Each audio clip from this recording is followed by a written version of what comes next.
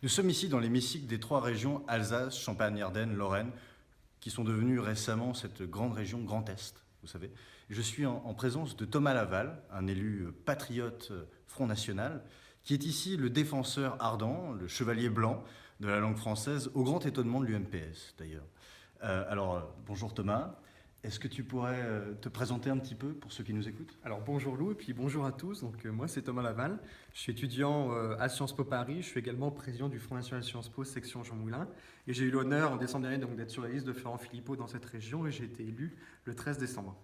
Et donc je porte finalement dans cette région les habits de défenseur de la langue française. Alors est-ce que tu pourrais nous expliquer, nous sommes ici bien sûr dans un contexte local, régional, trois régions quand même, on subventionne bien sûr des entreprises, on subventionne ici des colloques.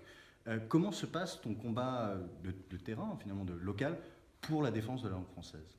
Alors, la langue française, le travail d'un conseiller régional, c'est en séance plénière, c'est en commission permanente, mais c'est aussi en commission thématique. Là où on est au cœur des dossiers, où on accroche sur les dossiers, et on se rend compte finalement qu'on est raillé par l'UMP comme le PS dès qu'on est sur ces thèmes de défense de la langue française, de faire de la langue française un nouvel axe de combat.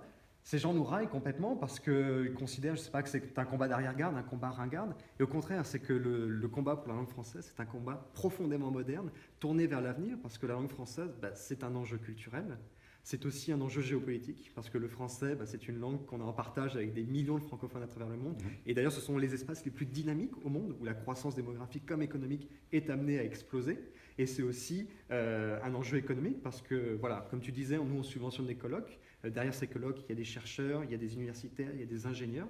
Et donc, si ces ingénieurs et ces universitaires n'ont pas les moyens, finalement, de défendre leur langue, d'utiliser leur langue maternelle, on se retrouve finalement marginalisés. Ils ont du mal à s'imposer à l'international.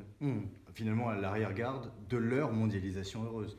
Puisqu'ici, dans cet hémicycle, on retrouve en fait les clivages nationaux avec des patriotes qui défendent une identité française ouverte aussi sur un monde francophone avec lequel on peut avoir des coopérations, comme tu l'as rappelé, et finalement la moitié de cet hémicycle, les trois quarts finalement, les deux tiers, qui sont au contraire dans cette idée que le globish serait la panacée finalement, et que la langue française n'aurait aucun avenir, et tu l'as très bien dit, la démographie évidemment rend toutes ces idées caduques, 1 milliard de francophones ici à 2060, etc.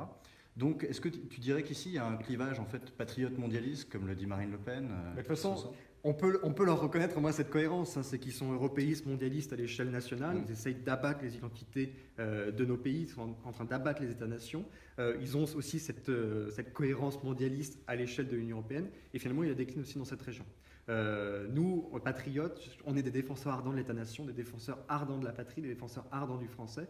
On est cohérent au niveau européen, au niveau national, et on est aussi au niveau de cette région, parce qu'on considère justement c'est que la langue de la République, c'est le français, c'est le rôle des collectivités territoriales finalement de défendre la langue française, cette langue française qui est tellement malmenée, parce que comme tu l'as dit, nos élites abandonnent cette langue au profit de l'anglais, d'un globish finalement qui serait complètement mou, terne, fade, parce que il faut tout uniformiser pour plaire au plus grand monde.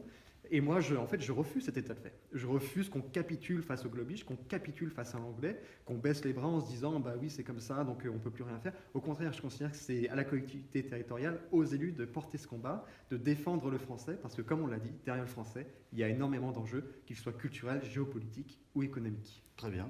Mais je pense qu'on a pu avoir un exemple de comment les grandes régions participent à détruire, à cette œuvre de destruction de l'État-nation, à la fois politiquement, mais aussi dans la langue et dans le rayonnement, puisqu'on a une perte de rayonnement très forte lorsqu'on ne promeut pas le français dans les entreprises, les colloques, etc. Merci beaucoup à toi et à bientôt au COMEF. Avec plaisir. Merci Monsieur le Président. Donc après ma collègue Virginie Joron, c'est à moi de reprendre le costume de chevalier de la langue française, décidément bien malmené par l'UMPS dans cet hémicycle. Et pour vous rappeler qu'il revient à l'État et aux collectivités de défendre notre langue et de la faire vivre. La région apportera via cette délibération son soutien à 13 colloques dispensés en anglais, 13 colloques utiles, à forte valeur ajoutée, ça on ne le conteste pas, mais où le français ne sera pas usité, alors même qu'il aurait été censé que le Conseil régional et cette Assemblée demandent à minima, de traduire les titres, supports et échanges des dites conférences, vu le conséquent soutien que nous apportons. Alors on va me répondre que ce sont de vieux combats, que l'anglais est devenu la langue commune de tous les scientifiques ou je ne sais quoi.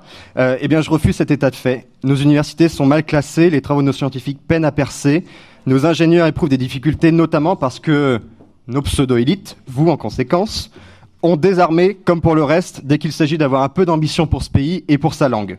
Plus qu'un enjeu culturel ou géopolitique, la langue française est aussi un enjeu économique, car à n'en pas douter, des opportunités immenses s'ouvriront pour nos chercheurs et nos entreprises quand la langue française défendra sa place face à un globish mou, terne et fade. Et n'oubliez pas que des millions de francophones à travers le monde ont les yeux rivés sur la France et attendent précisément des gestes forts de défense de cette langue que nous avons en partage, et non les réflexes mollassons du « c'est comme ça » que vous répétez. Pour le reste, nous avions demandé pendant la commission thématique, à l'occasion des très nombreuses questions que nous posons, des compléments d'information sur 2 colloques, les 2 colloques suivants, accompagner l'enfant allophone à l'école maternelle et primaire et Journée internationale de la langue maternelle. Force est de constater que 18 jours après notre demande, nous n'avons toujours pas reçu ces compléments. Alors on a bien compris que dans cette région, vous ne nous donnez pas les moyens d'exercer notre droit d'opposition, que vous faites de la rétention d'informations et qu'en conséquence, nous nous abstiendrons sur ce dossier.